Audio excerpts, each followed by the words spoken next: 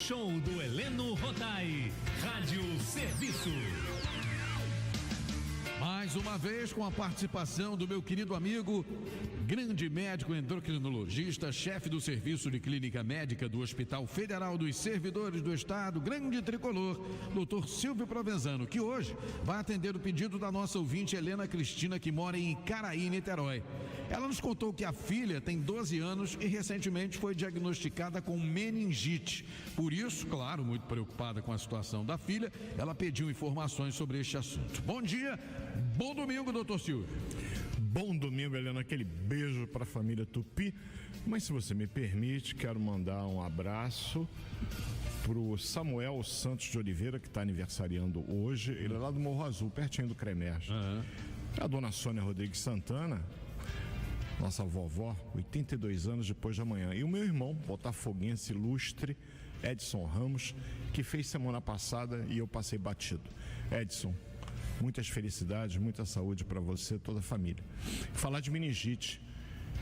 Eu sempre digo o seguinte: o Serviço de Saúde, ele tenta explicar coisas que normalmente têm elevado grau de complexidade. Sim. A gente tenta simplificar da melhor forma possível. Que tal de meningite é essa história? Que eu já venho dizendo para a família Tupi que quando o médico fala IT, é inflamação. Isso. Então, meningite, inflamação da meninge. E o que é meninge, doutor Silvio? Meninges são membranas, que são capas. E o nosso sistema nervoso e medula espinhal, que são órgãos de fundamental importância, tanto que a gente morre não é quando o coração para não, gente, quando o cérebro para de funcionar. Tem a morte cerebral, que inclusive permite doação de órgãos, o próprio coração. Sim. Tamanha a importância do sistema nervoso central, que é o cérebro, a medula espinhal, de onde emergem raízes nervosas para o corpo todo, ele tem uma proteção que a natureza, conforme a natureza, a semelhança do Criador, é perfeita. Eu tenho 3 membranas. A mais interna, bem fininha, chamada pia mater. Eu tenho uma do meio, que é a aracnoide, e a externa, que é um pouco mais espessa, mais grossa, que é a dura mater. Então o sistema nervoso tem 3 meninges.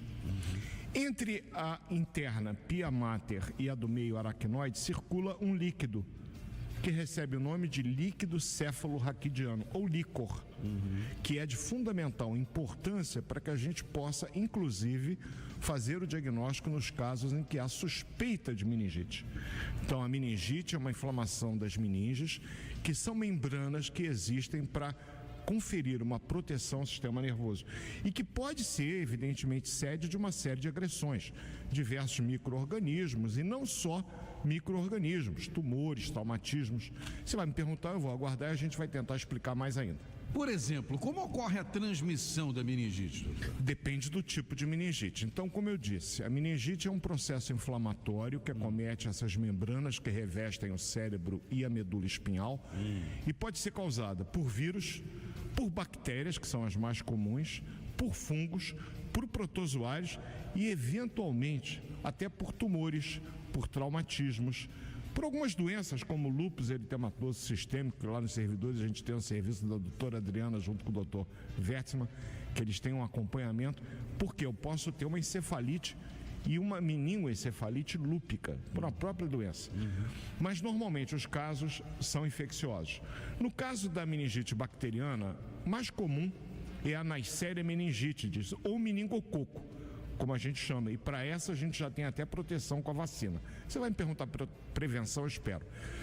O meningococo, ele é transmitido por essas gotículas que a gente elimina pela nossa boca, inclusive quando nós estamos falando. Evidentemente que se eu gritar, eu jogo essas gotículas, os chamados perdigotos, numa distância maior.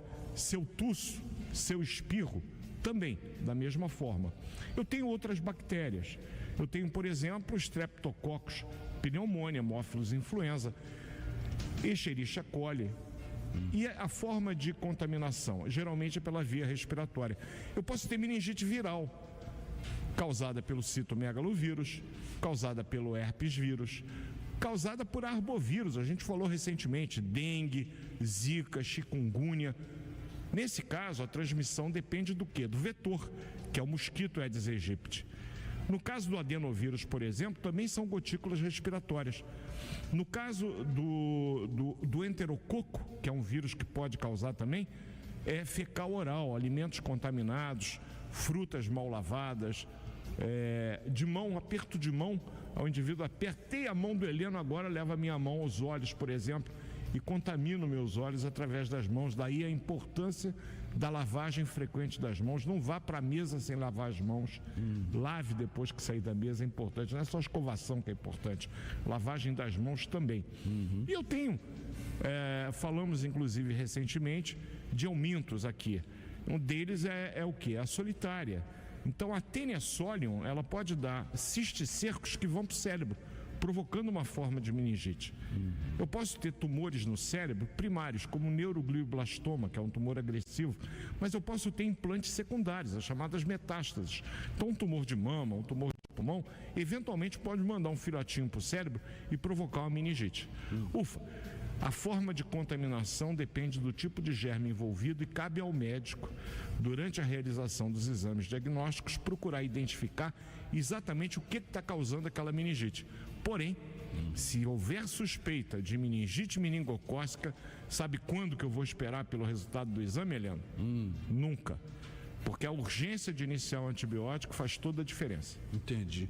Quais são as vacinas disponíveis e quem deve tomá-las, doutor? Então, veja bem.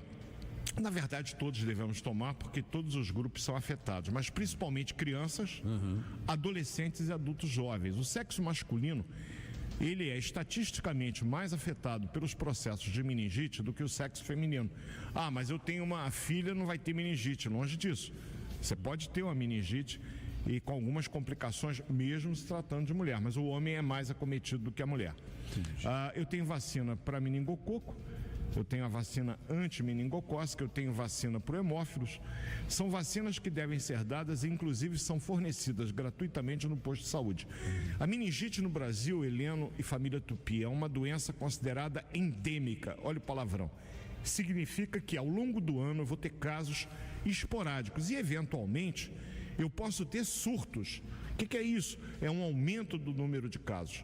Porque, no caso de uma meningite meningocócica, uma das preocupações que nós da área de saúde temos é identificar quem foi contactante daquela criança, daquele jovem, porque devem ser tratados preventivamente. Porque eu posso ter um meningococo nas minhas vias aéreas, portanto eu ser um Aedes aegypti do meningococo transmitindo por aí quando eu estou falando, eu tenho que prevenir. Como é que eu previno? Eliminando o meningococo. Eu tenho medicação que a gente faz para todas as pessoas que tiveram contato próximo daquela criança que teve o diagnóstico da meningite meningocócica. Meningite meningocócica é a que nos preocupa mais. Por que preocupa, doutor Silvio? Porque, em primeiro lugar, ela tem algumas apresentações clínicas. A forma clássica de meningite, que eu vou explicar o quadro clínico já, mas eu tenho uma forma chamada meningococcemia. É quando o meningococo, além da meninge, afeta todo o organismo. Ele estabelece uma forma sistêmica e rapidamente desenvolvem-se lesões avermelhadas pelo corpo todo. O indivíduo fica todo pintado de vermelho e roxo. E olha, eu nunca vi um caso de meningococcemia em toda a minha vida que tivesse escapado.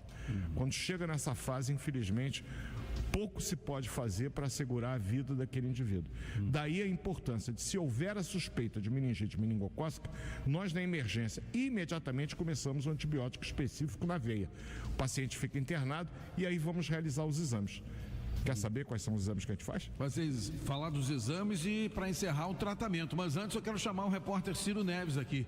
Ele chegou aqui no estúdio trazendo uma informação triste, né?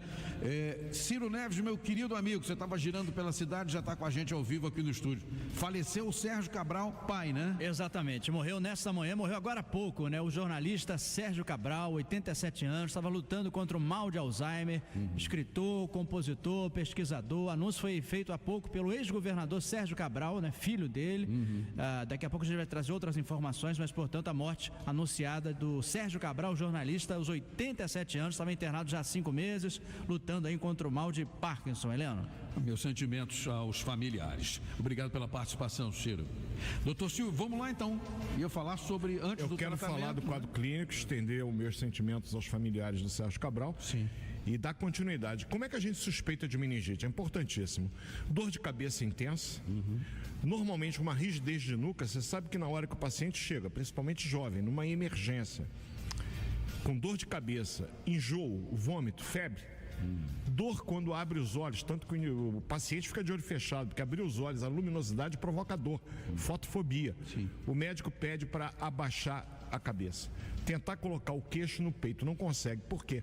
Porque eu tenho uma rigidez acentuada da musculatura cervical aqui do pescoço, ele não consegue fletir o pescoço.